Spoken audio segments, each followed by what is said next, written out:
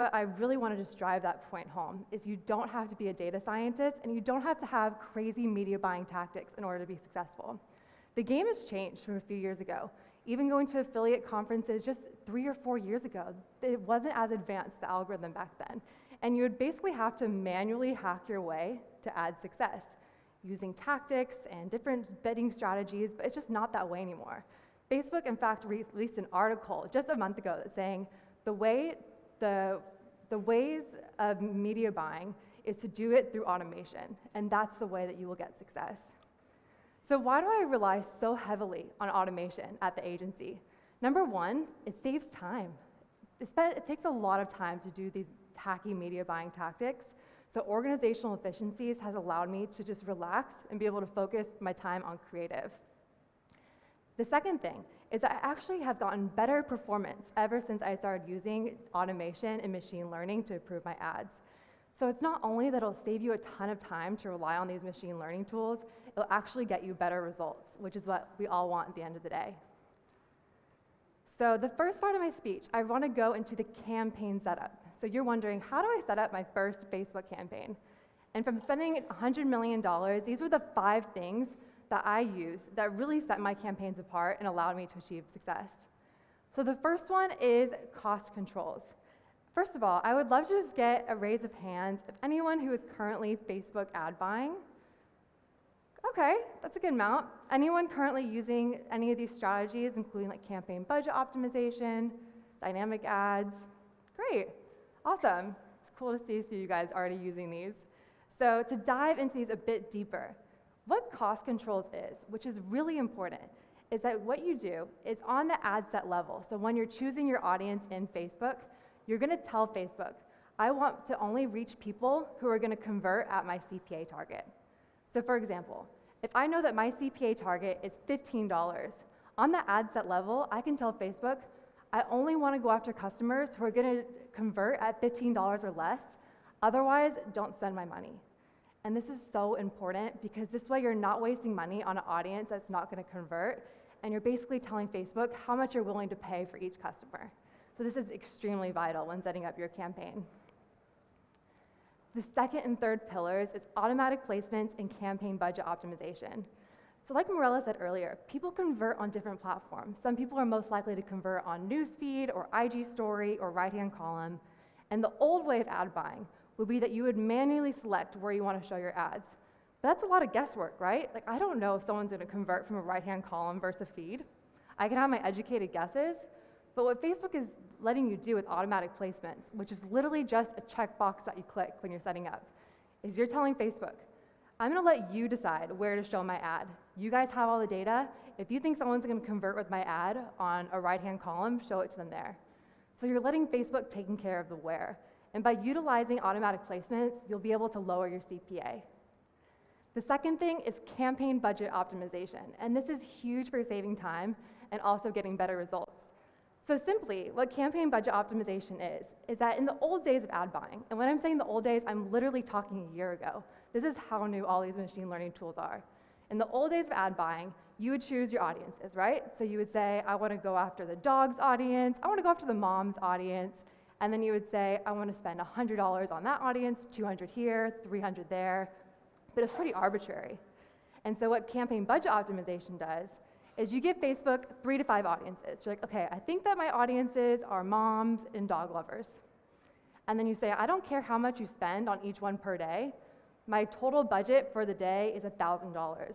And what Facebook will do is that they'll analyze the best opportunity within all of your audiences and then choose to allocate your budget that way. So you don't have to do manual budget changes every day. This has saved me a huge amount of time and has allowed me to achieve better results. So automatic placements, campaign budget optimizations are an absolute necessity when setting up. So I want to play a little game with you guys. So going back to my feminine wellness brand, Love Wellness, which was founded by Lauren Bosworth of The Hills. Anyone know who that is? Raise hands. Anyone watch The Hills? Okay. So Lo Bosworth, she started this company to provide feminine wellness solutions. And these are all the different audiences I tested. Just anyone can shout it out. Anyone have a guess of which was the best performing audience? Look-alike? Kardashians, okay. Any others? Organic? Yeah, I thought organic would be a good one too because it's an organic product.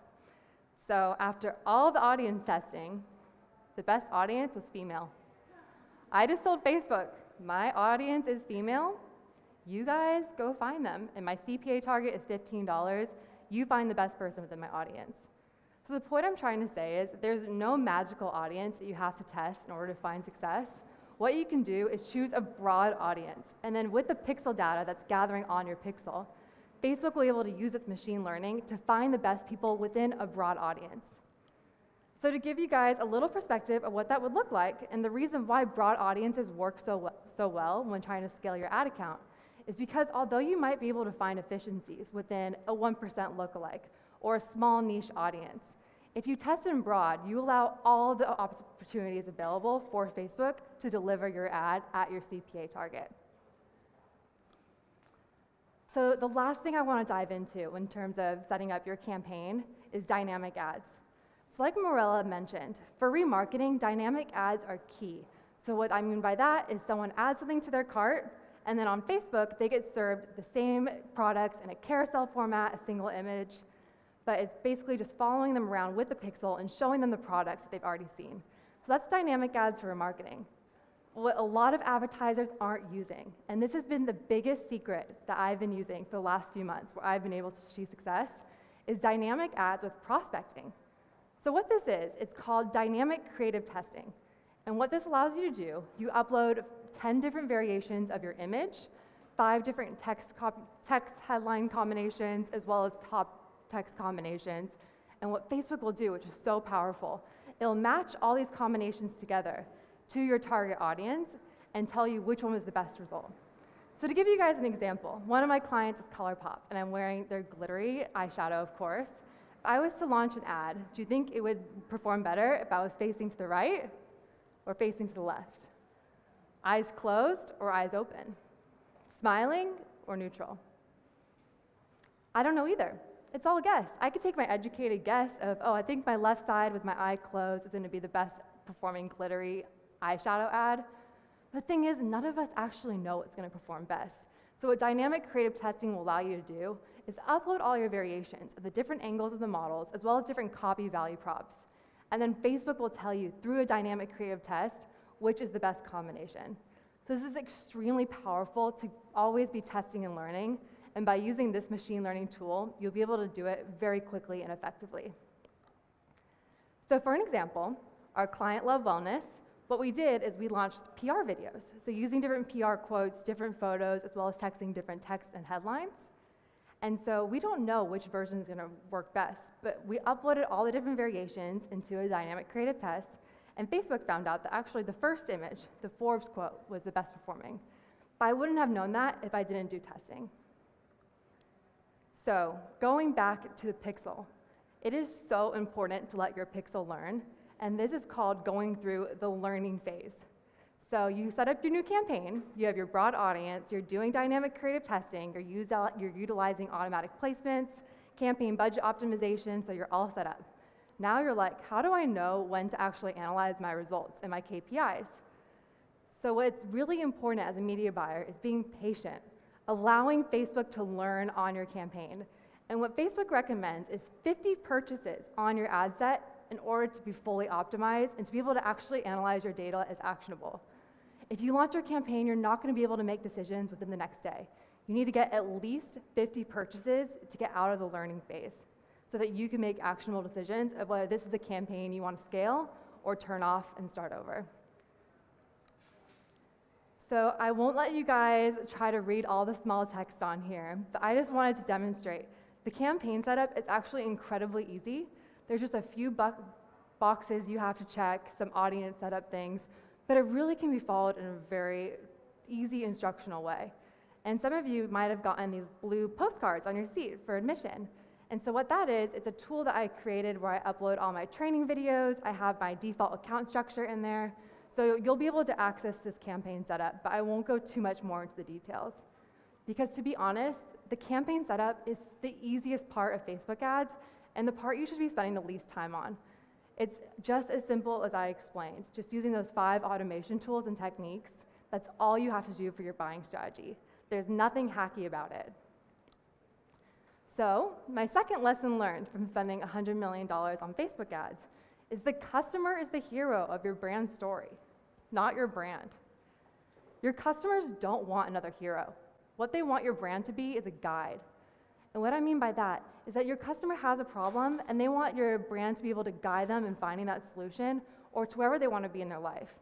No customer wants to see an ad of you bragging about your product or how great you are. They don't want the hero. Always focus your ad messaging on your customer and why they're the hero. So how do you do this practically in your ad messaging? There's two strategies I want to touch on in particular. The first is expressing empathy. So what Lauren Bosworth did in this product, Love Wellness, is in the ad copy, she talked about how she found it to be a very uncomfortable experience to buy feminine care products. I mean, has anyone had fun buying something to cure a yeast infection? Anyone? No? Yeah, I haven't either. And neither has Lauren Bosworth. And she says, I understand that this experience was painful and wasn't fun. And so what she did is she created a product that celebrated the female body and made it fun with cute packaging, as well as made it easily accessible to buy online to make the experience a lot more elevated. So expressing empathy for your customers' concerns. I know this is a pain point for you. I've been there too. This is why I created X product. The second way to make your customer the hero is expressing authority. So what I mean by this, don't come off as braggy, which is easy to do to come off in ads, but what you need to do in your ad copy is utilize testimonials, PR, UGC, customer reviews, in order to establish credibility. Especially if you're going into the consumable space or health and wellness where someone actually has to put something on their body or use a lotion or a cosmetic. People are very particular and are very critical about what they use on their body. So you have to establish credibility with PR and customer reviews. So I really like this ad in particular because it utilizes all three. It has a customer review in the top text with a 5-star. The actual creative has the Forbes quote and the celebrity endorsement by Lo Bosworth. And then finally, the headline says it's a proven solution. So it's really just the trifecta of creating authority. And I believe that is the reason why this ad has been so successful in that account. The third lesson learned is creative is king. With all the levers you can pull on Facebook, creative is the one that's going to make the biggest difference between success and failure. In fact, it's so important that our next speaker, Michelle, who is my colleague at Common Thread Collective, has her entire speech dedicated to creative, because it is that important. And it's where you should be focusing most of your time when advertising online. So I love this graphic. Creativity times scale equals fire. It's true. While ad buying is getting easier and automation is allowing more advertisers to advertise easily, what this means is, yes, it's getting easier on the ad buying side, but advertisers have to be more creative at capturing attention and making authentic connections to your customers. And that is the part where you should be focusing your time because it's hard. It's hard to come up with those messaging strategies and those effective creatives. So something I wanted to point out is this is a toolkit of creatives. So at our agency, when we're launching a new client per se, what we do is we launch something called a toolkit. And what the toolkit contains is a bunch of different creative types, UGC, PR, Mashable style, product on white, because different customers respond to different types of creatives. And these are the creative types we've seen have the most success. But it's not enough just to launch with one type of creative. You have to have a broad portfolio. So I'm sure you guys have all seen ads on Facebook and Instagram. And just like the ones I've shown, you've seen a ton like that. And customers are becoming blind to ads, skimming over them as fast as possible. So how do you make your product and your ads stand out from everyone else? So I have 3 tips to level up your ad creative. The first one is being interactive. So on this first IG story, what it is that you actually hold down to select the product that you want. And this becomes a very interactive, gamified experience that a customer is more likely to interact with than just an ad that looks like an ad. The second one is an IG story poll. So just like on your organic feed, when people can post polls on their IG stories, brands can now utilize that too. So this is a way you can interact with your customers and create a more engaging experience beyond just showing them an ad. So I definitely recommend setting up an IG story poll as part of your ad creative. The last is messenger bots. This is the way of the future of interacting with your customer.